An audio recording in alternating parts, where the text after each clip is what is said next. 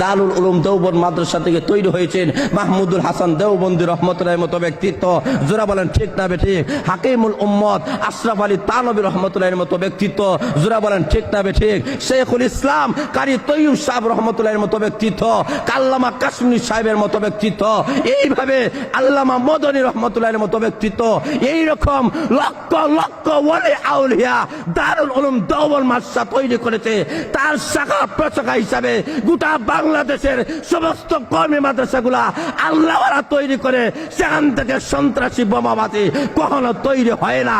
যারা বলেন ঠিক না বেঠিক।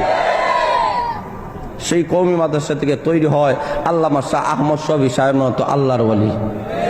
আরো যারা বলেন সেই কওমি মাদ্রাসা থেকে তৈরি হয় আল্লামা শেখুল হাদিস আল্লামা জুনাইদ বাবর নগরীর মতো ব্যক্তিত্ব, যারা বলেন ঠিক না বেঠিক। কওমি মাদ্রাসা থেকে তৈরি হয় শেখে গরফুরের মতো ব্যক্তিত্ব, যারা বলেন ঠিক না বেঠিক।